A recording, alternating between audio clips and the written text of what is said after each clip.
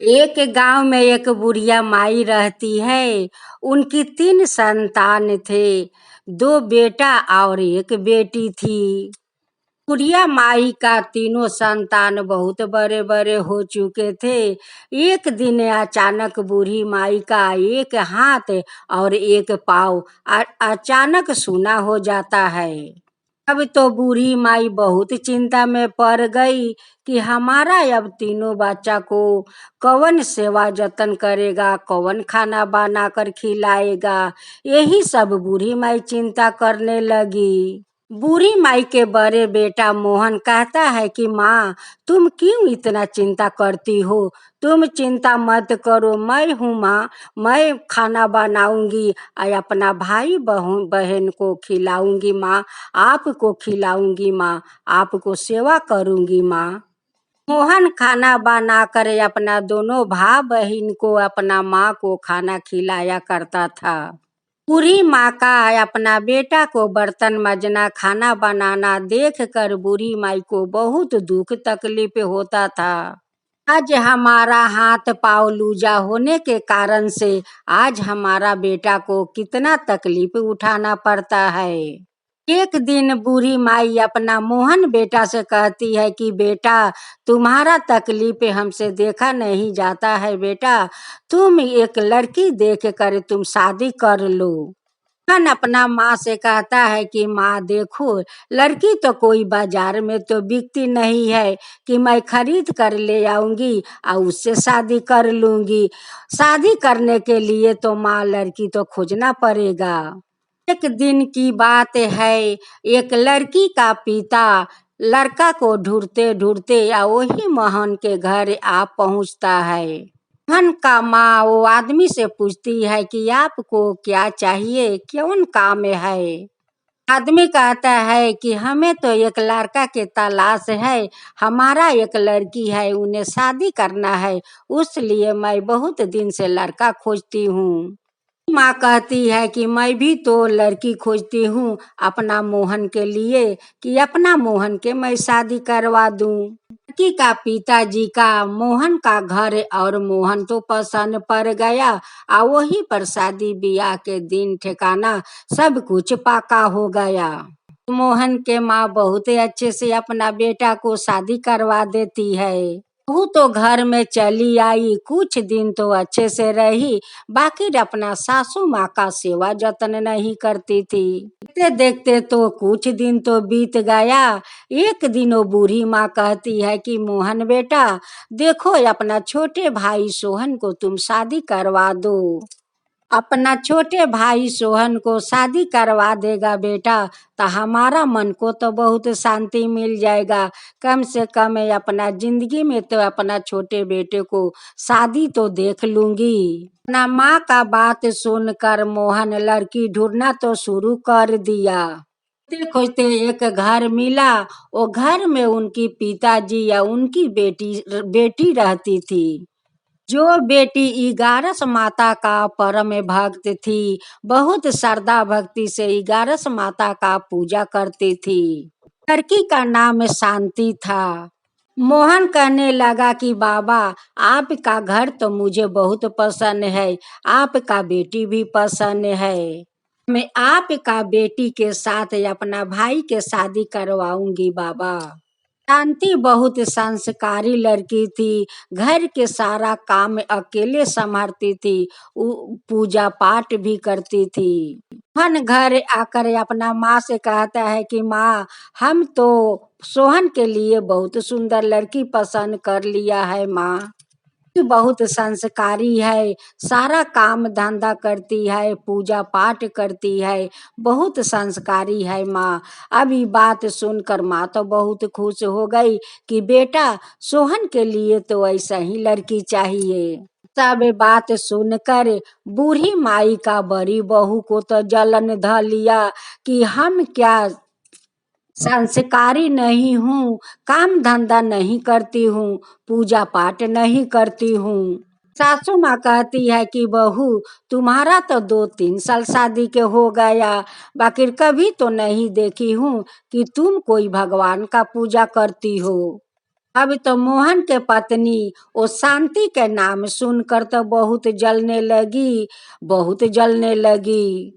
एक दिन मोहन के पत्नी अपना पति से कहती है कि मैं भी वो संस्कारी शांति को देखना चाहती हूँ कि कैसी वो है। एक दिन मोहन अपना पत्नी को लेकर या वही शांति के घर जाता है। मोहन के पत्नी शांति को देखकर ओठ मुंह बिचकाने लगी।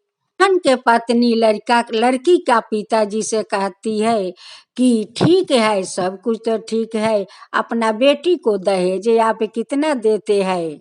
लड़की का पिताजी कहने लगा कि बेटी देखो, मैं दहेज कहाँ से दूंगी, मैं तो बूढ़ा हो गई हूँ और ना कोई मैं काम धंधा करती हूँ, तो तुम्हें दहेज कहाँ से दूंगी बेटी।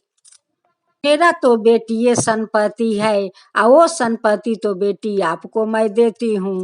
और क्या चाहिए बेटी, उससे ज्यादा तो मैं कुछ भी नहीं दे सकती हूँ। मोहन कहता है कि बाबा आपको कुछ नहीं देना होगा बाबा, वैसे मैं शांति को शादी करवा कर अपना घर लेकर चली जाऊंगी, मुझे तो दहेज को कोई दरकार नहीं है। नहीं मुझे दहेज चाहिए बाबा, नहीं दहेज चाहिए। मोहन अपना भाई को श्रद्धा भक्ति से धाम धूम से शादी करवा कर या घर में तो बहू ले आया। जैसे शांति का पैर ससुराल में पड़ा, वैसे उनकी सासू माँ तो ठीक हो गई, वो बैसाखी छोड़कर चलने लगी। तो ये चमत्कार देख कर मोहन सोहन उनकी बहिन बहुत आश्चर्य में पड़ गया कि भाई ये कौन चमत्कार हो गया। देखो ये शांति के पैर पड़ते ही मेरी माँ ठीक हो गई, अब बैसाखी छोड़कर चलने लगी।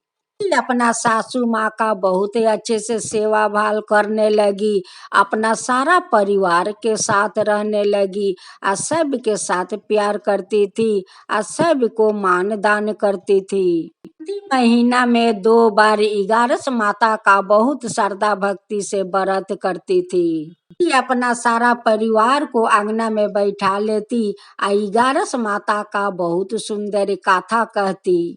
शांति का पूजा पाठ देख कर या सभी के प्रति प्यार देख कर जेठानी तो बहुत जलने लगी, बहुत जलने लगी। एक दिन सासू माँ से बड़ी बहू जाकर कहती है कि माँ वो आपके जो छोटी बहू है वो कोई पूजा पाठ नहीं करती है, वो तो जादू टोना करती है, जादू टोना।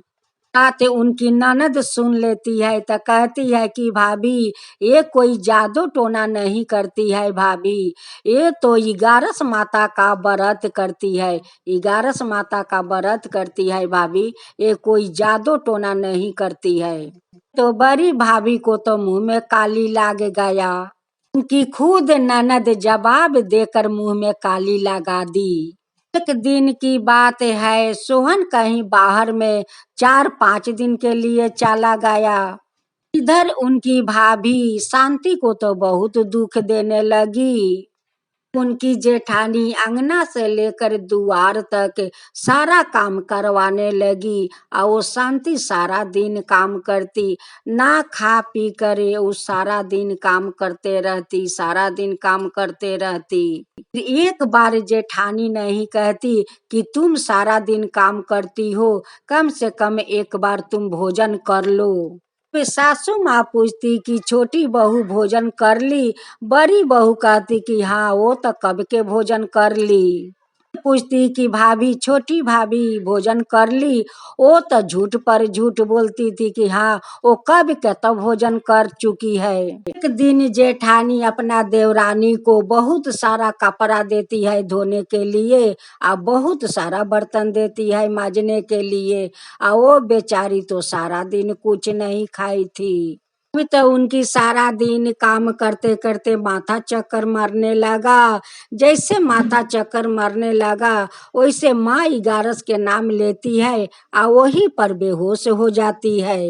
11 माता आकर सारा कपड़ा धोल देती है और सारा बर्तन माज देती है। सारा कपड़ा धो डाली या सारा बर्तन माज डाली। पे जाकर 11 माता अपना भेष बदल लेती है और उनके मुंह पर पानी के छींटा मारकर उन्हें होश में ले आती है। कहती है कि बेटी तुम्हारा क्या हुआ है बेटी, कि तुम्हारा माथा घूर कर गिर गई नीचे, सुबह से कुछ खाई हो या है नहीं।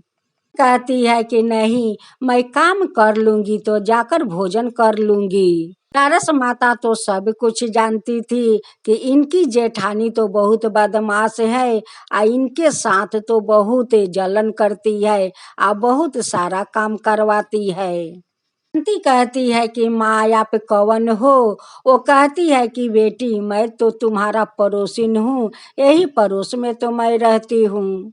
एक दिन 11 माता मोहन के सपना में जाके कहती है कि मोहन देखो तुम्हारा पत्नी अपना छोटी देवरानी का कितना दुख तकलीफ देती है, बाकी तुम लोग के तो आंख से नहीं दिखता है। उसे तो खाने पीने के लिए पूछती तो नहीं है, बाकी सारा दिन उससे काम करवाती है, सारा दिन काम करवाती है। यही कारण से तो आज तक उनकी संतान नहीं हुआ। देखो मोहन शांति को ख्याल राखो नहीं तो आपका पत्नी उसे मार डालेगी। में मोहन कहता है कि माँ आप कौन हो। वो कहती है कि मोहन मैं तो 11 माता हूँ, 11 माता जो शांति मुझे बहुत सेवा जतन करती है, पूजा भक्ति करती है, ही 11 माता हूँ मैं, वही 11 माता हूँ। सारे बात बता कर 11 माता सपने से अंतर ध्यान हो जाती है। ये मोहन के अंगी टूटता है तो दौड़े दौड़े अपना माँ के पास जाता है। अपना माँ से कहता है कि माँ आज जो मैं सपना देखी हूँ, ऐसा सपना तो मैं कभी नहीं देखा था माँ, कभी नहीं देखा था। जानती हो माँ मेरे सपने में 11 माता आई थी, कहती है कि अपना शांति को ख्याल रखो नहीं तो तुम्हारा बहू मार डालेगी। मेरा पत्नी शांति को बहुत दुख तकलीफ देती है, खाने पीने को नहीं देती है, सारा दिन काम करवाती है। सासू माँ ये सब बात सुनकर अपना छोटी बहू को बहुत ख्याल रखने लगी, बहुत ख्याल रखने लगी। माँ से कहता है कि माँ देखो शांति को ख्याल रखो और उसे पूछ पूछ कर खाना खिलाओ माँ, उसे पूछ पूछ कर खाना खिलाओ। तो उनकर सासू माँ ख्याल रखने लगी, उनकर भसुर ख्याल रखने लगे, उनकर ननद ख्याल रखने लगी। अब तो जेठानी अपना देवरानी को कोई दुख तकलीफ पहुंचा नहीं पा रही थी।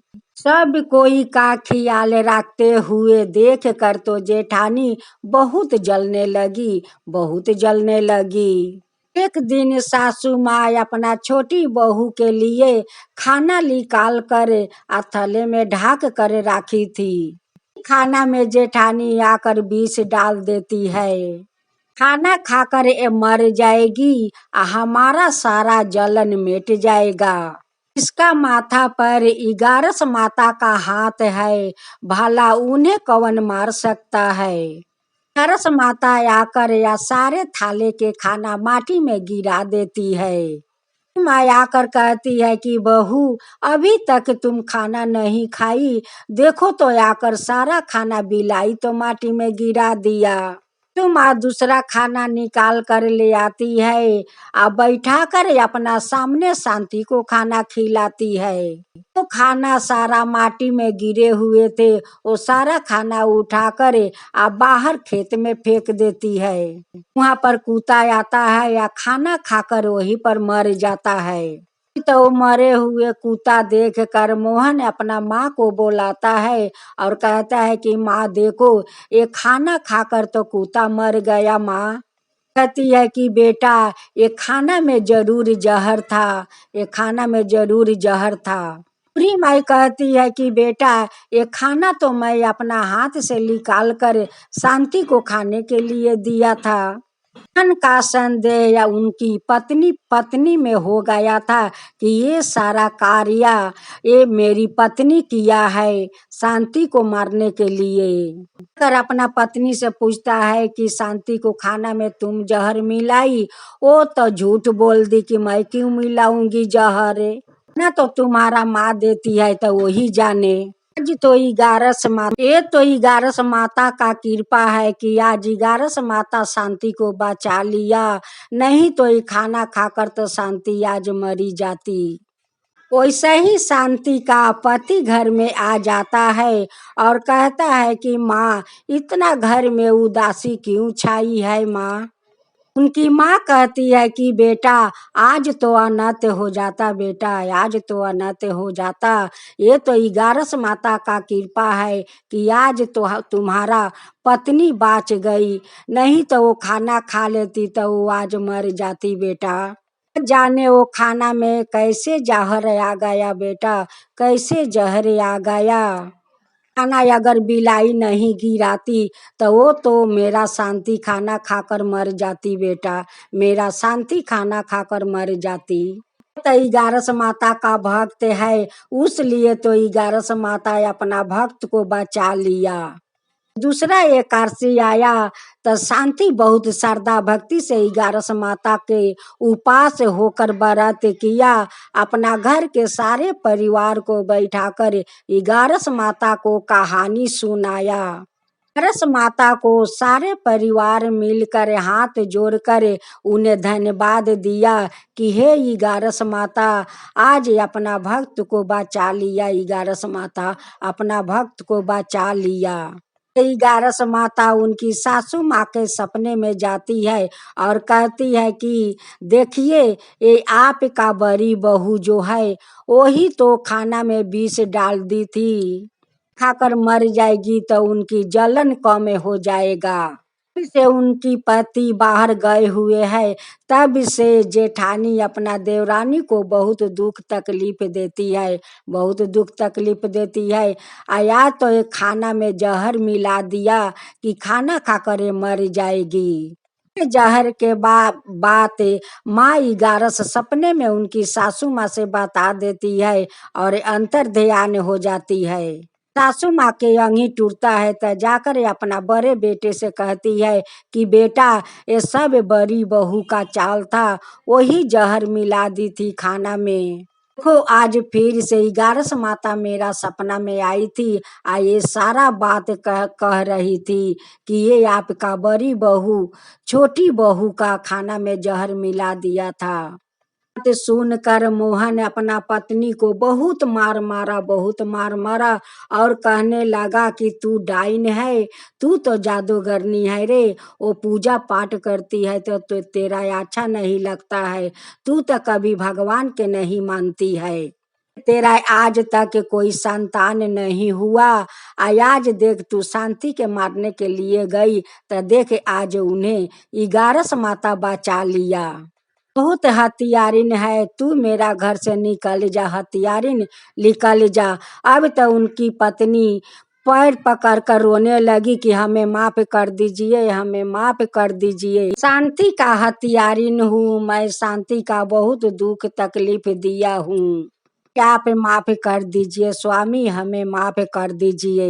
बहू सारे परिवार से माफी मांगने लगी कि आप लोग हमें माफ कर दीजिए, ये हथियारिन के आप लोग माफ कर दीजिए। शांति से जाकर माफी मांगने लगी कि शांति मुझे माफ कर दो, मैं तुम्हारा हथियारिन हूँ, मैं तुम्हारा जान लेना चाहती थी। कहती है कि मैं कौन हूँ दीदी माफ करने वाली, माफी मांगना है तो जाइए 11 माता से माफी मांगिए के जरूर माफ कर देगी। रानी 11 माता से माथा टेक कर माफी मांगती है कि माँ हमें माफ कर दीजिए, मैं शांति का हथियारिन हूँ माँ, मुझे माफ कर दीजिए। कि आपको व्रत करूंगी 11 माता, मैं भी आपको व्रत करूंगी। रानी भी 11 माता का व्रत करने, रानी भी 11 माता का श्रद्धा भक्ति से व्रत करने लगी। कुछ दिन के बाद 11 माता उन्हें भी संतान दे दिया। संतान को देखकर मोहन बहुत खुश हो गया कि इतना दिन के बाद जब 11 माता के व्रत की, तो आज 11 माता उनकी गोद भर दी। 11 माता जैसे हम लोग पर आप कृपा किया, वैसे सभी न लोग पर कृपा कीजिए। हे 11 माता, सभी न लोग पर कृपा कीजिए। कहानी कहने वाला पर, सुनने वाला पर, सब पर कृपा कीजिए, सब पर कृपा कीजिए। माता की जय। हे 11 माता, राउर महिमा अपरंपार, राउर महिमा अपरंपार। 11 माता की जय हो, 11 माता की जय हो।